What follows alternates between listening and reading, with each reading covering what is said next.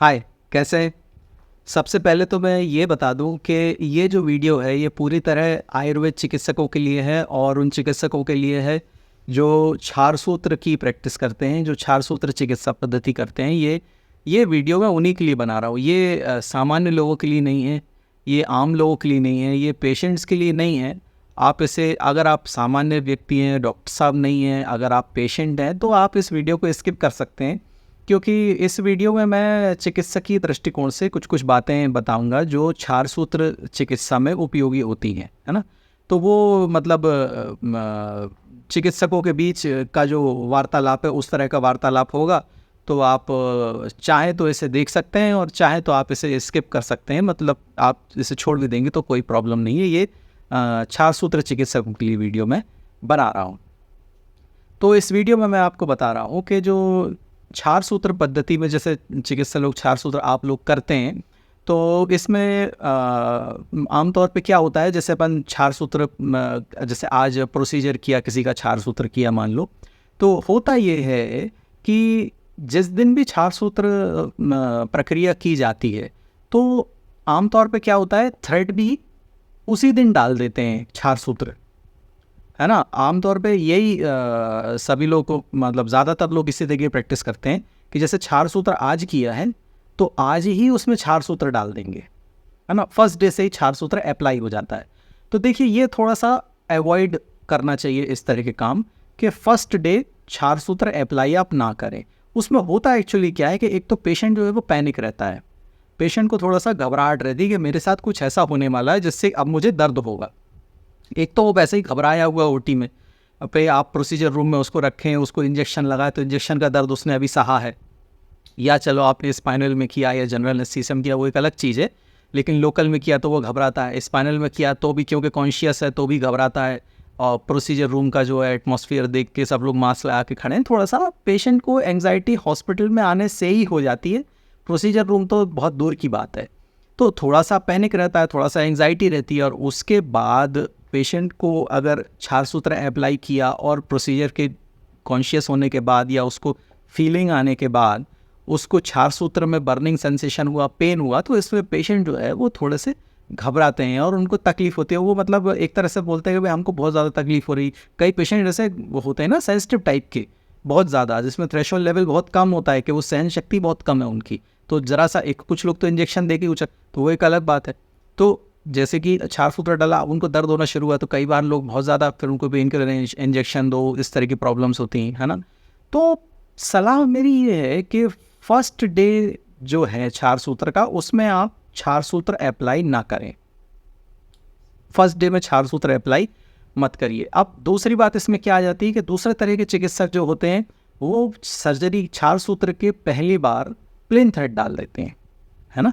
क्षार सूत्र के पहले दिन प्लेन थ्रेड डालते हैं, क्योंकि उद्देश्य यही है कि पेशेंट को तकलीफ है तो एक काम करो, फर्स्ट डे प्लेन थ्रेड डाल दो। प्लेन थ्रेड से क्या होता है, उसके उद्देश्य एक दो हैं। पहला उद्देश्य तो यही है कि पेशेंट जो है पैनिक सिचुएशन में उसको वैसा दर्द नहीं होगा जो क्षार सूत्र लगने के बाद तुरंत तक, क्योंकि क्या है, वुंड जो है वो इन्फ्लेम्ड रहता है। इन्फ्लेम्ड कंडीशन में अगर क्षार लगेगा तो जलन करेगा, एकदम जलन होने लगती ना, तो थोड़ा सा ज़्यादा तकलीफ होती है। तो उस समय प्लेन थ्रेड डाल देते हैं कुछ चिकित्सक। तो प्लेन थ्रेड डालने से उनको प्रॉब्लम नहीं होती है और उनके 24 घंटे अच्छे से निकलते हैं और आने वाले 7 दिन भी उनके अच्छे से निकलते हैं।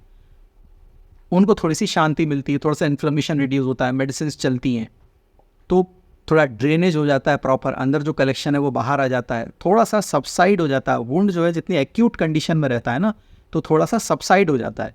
तो सबसाइड हो जाता है तो उसके बाद जब नेक्स्ट वीक जब क्षार मतलब थ्रेड चेंज के लिए पेशेंट आते हैं, तब फिर क्षार सूत्र अप्लाई कर देते हैं। तब तक पेशेंट में इतनी ताकत आ जाती है कि वो आने वाले हफ्ते जो है वो उसको बियर कर लेता है, उसको सहन कर लेता है कि हाँ अब तो ठीक है। थोड़ा सा हैबिचुअल भी हो जाता है कि धागा वहाँ पे है, थोड़ा सा फीलिंग होती है ना एक फॉरेन बॉडी की कि वहाँ पे कोई चीज़ है। तो वो जो प्लेन थ्रेड होता है वो एक हफ्ते की फीलिंग में वो उसका मतलब कॉमन हो जाता है कि हाँ ठीक है, थ्रेड तो यहाँ पे होता है। तो एक हफ्ते बाद क्षार सूत्र डाल देते हैं। ये भी तरीका एक उससे बेहतर है। पहले दिन क्षार सूत्र डाल देने से बेहतर है कि पहले दिन प्लेन थ्रेड डाल दिया जाए। यहाँ तक तो ये और भी बेहतर है, उससे बेहतर है। अब मैं इससे एक स्टेप और आगे जाना चाहता हूँ, ठीक है। अब यहाँ प्लेन थ्रेड डाला जा रहा है, मेरा सलाह ये है कि यहाँ पे प्लेन थ्रेड डालने की बजाय यहाँ पे आप प्राइमरी थ्रेडिंग सूत्र डालिए। प्राइमरी थ्रेडिंग सूत्र क्या है? चक्रदत्त में व्रणशोथ चिकित्सा अध्याय में एक श्लोक है ना, जिसमें निम्बादिवर्ती के बारे में बात की गई है। उसमें नीम है, मुलेठी है, शहद है, हल्दी है और घृत है।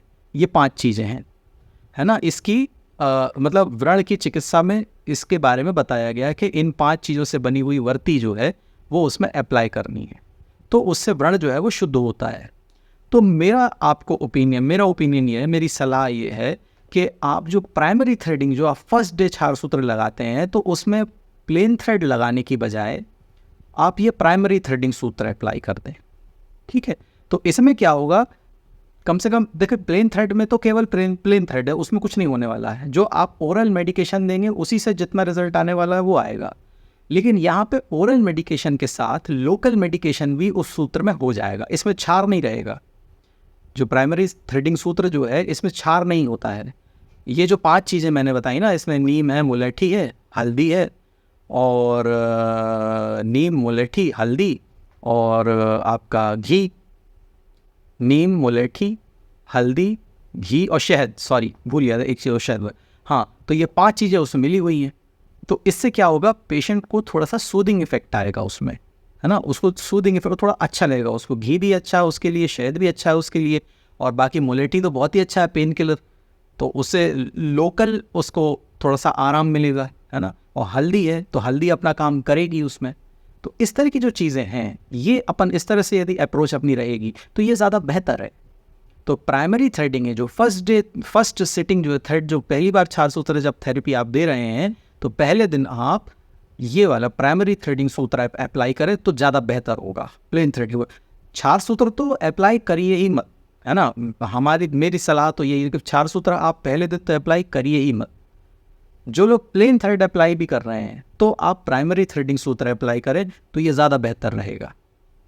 तो प्राइमरी थ्रेडिंग सूत्र जो है वो आपको मिल सकता है, आप अमेज़ॉन पे प्राइमरी थ्रेडिंग सूत्र डालेंगे तो आपको मिल जाएगा, उसमें सेल आउट होता है।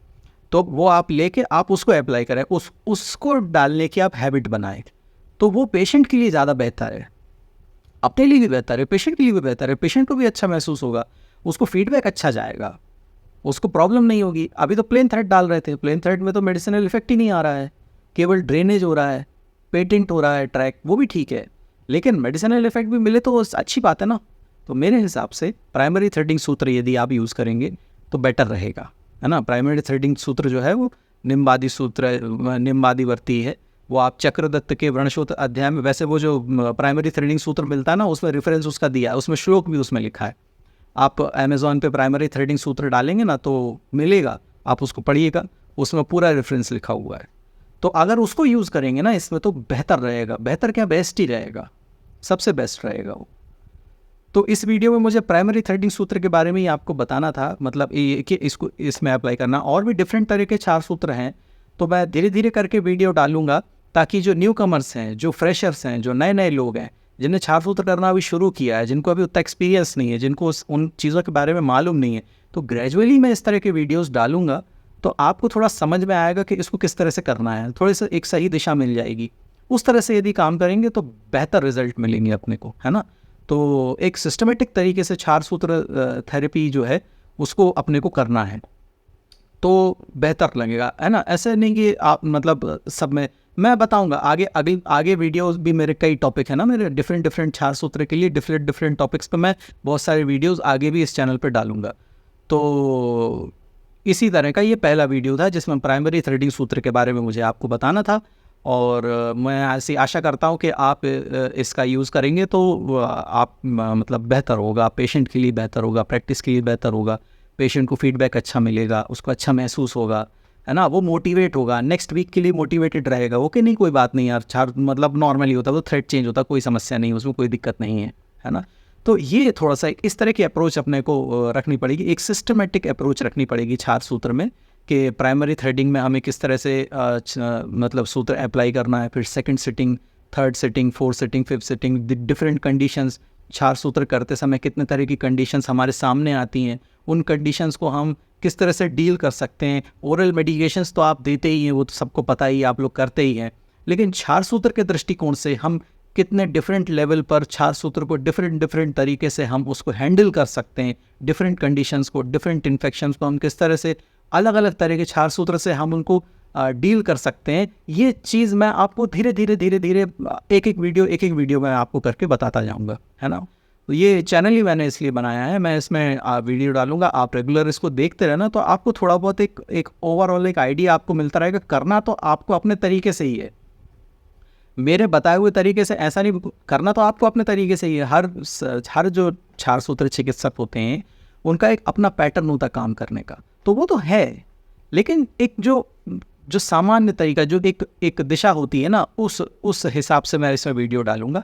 आप उसको भी देखते रहिए और अपने हिसाब से भी आप काम करते रहिए, तो ये ज़्यादा बेहतर हो जाएगा पेशेंट के लिए, है ना। तो चलिए अब मिलते हैं नेक्स्ट वीडियो में, तब तक के लिए बाय।